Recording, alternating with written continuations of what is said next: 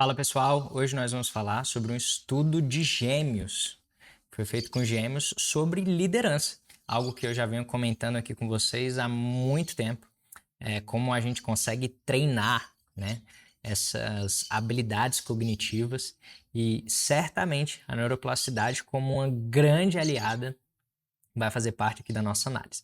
Eu não vou compartilhar com vocês a matéria vai estar, obviamente, sempre no link, mas eu vou fazer aqui a minha análise juntamente com vocês, perfeito? Então, para a gente não se delongar mais, eu gostaria de lembrar vocês de se inscreverem no canal, compartilhar o vídeo e também lembrar de ativar as notificações e fazer algum comentário, se você concorda ou se você discorda de mim ou da minha análise. Vamos então para a tela do computador. O que é então esse estudo sobre liderança, né? Nascidos para liderar, Born to Leader. E aí ele pega basicamente ali, ó, ele faz essa associação genética, né, no estudo sobre liderança para a gente entender esse cargo, né, de liderança. Vamos nessa. O que o artigo ele traz? O artigo investigou então que os fatores genéticos influenciam a probabilidade de uma pessoa ocupar posições de liderança. Isso a gente sempre soube, né? Então a gente obviamente sabe que fatores genéticos, eles nos deixam mais predispostos ou indispostos a algo, ok? Esse estudo então, ele estuda os gêmeos, tá? E separa a influência genética. Olha que interessante isso, ele separa a influência genética e a influência ambiental, ou seja, a influência do ambiente de modo geral. E faz uma comparação de gêmeos idênticos, ou seja, gêmeos 100% com genes iguais e gêmeos fraternos, ou seja, que têm aproximadamente 50% dos genes iguais. Avaliando então, ele faz essas diferenças na tendência de assumir papéis de liderança. E olha só que interessante, os principais resultados é que a pesquisa tem encontrado evidências significativas de que lideranças têm componentes hereditários, ou seja, existe uma predisposição, como existe também, muitas vezes, uma indisposição, uma pré-indisposição a algo. Ou seja, parte disso existe sim uma propensão a liderar vindo da parte genética.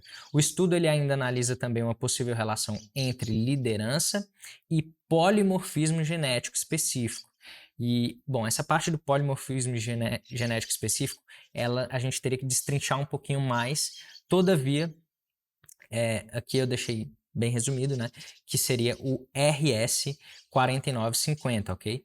E seus efeitos, como esses efeitos podem impactar aí ao assumir cargos de liderança.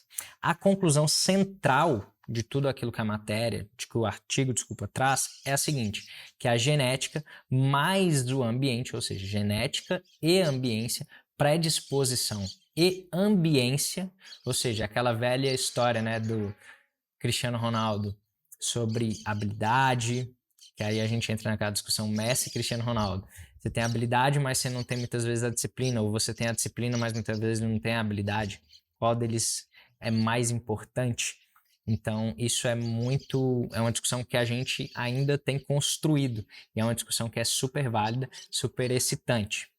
Mas seguimos. Então, a conclusão é que a genética e o ambiente, eles formam uma combinação que influencia se alguém se torna ou não um líder de sucesso. Ou seja, o ambiente importa demais.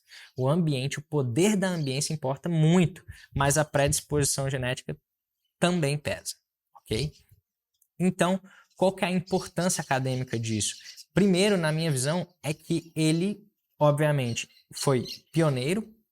É um artigo que é pioneiro aí nessa combinação genética molecular, com estudo entre gêmeos, né? Um estudo de gêmeos, principalmente no campo ali da psicologia organizacional. E reforça a visão de que a liderança não é apenas treinável, ok? Existem sim traços internos, existem sim predisposições que fazem com que você tenha certas habilidades ou que você precise treinar mais para desenvolver outras habilidades, especialmente no que diz respeito à parte de gestão de pessoas. Neurociência, então, vamos lá para a minha análise de modo geral, né? nós temos aí 3 pontos que eu considerei importantes. Primeiro ponto, ou letra A, né? A predisposição genética sendo igual ou compatível à arquitetura cerebral. A genética ela influencia, mas a sociabilidade, extroversão, isso tudo a gente, lógico, vai lá nos assessments, etc. Mas estão todas relacionadas à regulação de serotonina, também liberação de ocitocina, dopamina, enfim, nós temos aqui uma gama de neurotransmissores de hormônios que fazem sentido dentro desse contexto, ok? Aí nós temos também a dominância de certos circuitos, e essa dominância de certos circuitos envolvem a dopamina, e aqui com a dopamina a gente está falando basicamente da busca de recompensa e principalmente da tomada de decisões, principalmente quando a gente diz respeito à assertividade da tomada de decisões, podendo muitas vezes ser uma decisão assertiva ou muitas vezes ser fatores que prejudiquem a tomada de decisão, ok? Então a gente envolve ali a área do córtex pré-frontal, que é basicamente a área responsável por a gente clarificar esses pensamentos, ok? Essa parte de raciocínio de modo geral. Bom, nós temos então controle emocional por vias frontais, ok? Então essas vias pré-frontais, basicamente ali a gente está falando do córtex pré-frontal. O ambiente, então, o poder da ambiência moldando aí essa base, né? E aí lembra que eu falei lá no início da neuroplasticidade? A neuroplasticidade atua aqui sobre as experiências da infância. Então, como esses seres humanos eles foram sendo moldados, mesmo tendo aquelas habilidades, o que o ambiente ele foi apresentando para essas pessoas, para que elas pudessem ser ativadas naquela sua predisposição ou não. Modelos parentais, então você tem ali um modelo de organização de lar e principalmente quais foram os desafios sociais que essas pessoas enfrentaram. Essa exposição a situações de lideranças, aqui eu coloco muito do ponto de vista de gestão de pessoas, porque é importante que ao você testar uma habilidade, você precisa ter competência para isso. Então você vai se expondo em um ambiente seguro psicologicamente. E essa exposição inteligente emocionalmente faz com que você ou alavanque uma habilidade ou que você retrai uma habilidade. Faz com que você ou se abra para novas experiências ou que você se feche para novas experiências. Isso é o que a gente chama de exposição inteligente emocionalmente. Então é você ter estratégia para você se expor emocionalmente a algumas situações. Experiências anteriores, elas sempre trazem memórias. Então, o que eu quero dizer com isso? Maior reatividade, ok? Se você tem uma experiência anterior negativa, você vai ser mais reativo, você vai ser menos sensível, você pode gerar então em você uma autoconfiança que talvez não corresponda à realidade.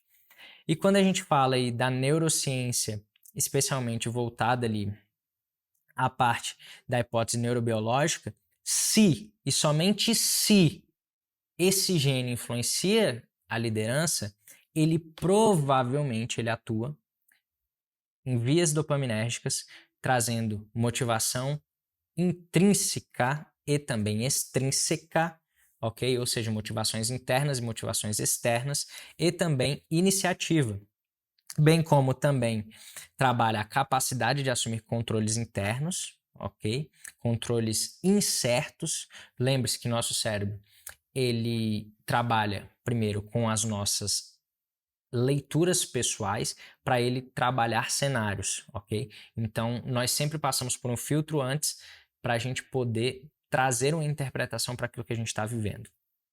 Então, a gente faz essa avaliação cognitiva antes de dar uma resposta comportamental.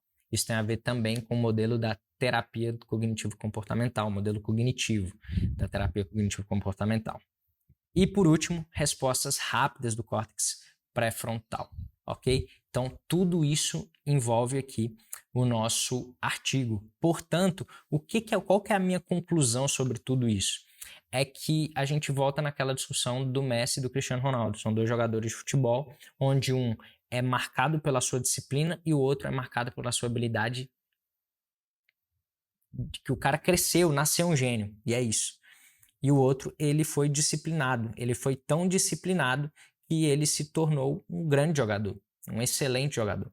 Então, uma coisa é fato, existem sim disposições, predisposições e indisposições a algumas questões específicas, especialmente quando a gente fala de biologia, né? Mas também existe um fator mental, existe também um fator que deve ser treinável. E por isso eu te convido aqui, não deixe de treinar, não deixe de ser disciplinado naquilo que você quer. Não é porque você não nasceu com a habilidade que você não pode se tornar um especialista. Não é porque você nasceu com a indisposição sobre algo que você precisa aceitar esse determinismo biológico. Então, essa é a minha principal mensagem aqui para você. Espero que você tenha curtido o conteúdo. Lembre-se de curtir o conteúdo, deixar o seu like mesmo aí registrado. Lembre-se de compartilhar e também comentar. Foi um prazer inenarrável te servir nesses minutos aqui que nós tivemos juntos. Forte abraço, fiquem com Deus e até a próxima. Ei, Gustavo, tu chegou com visão, mostrou que juntos mudamos a direção.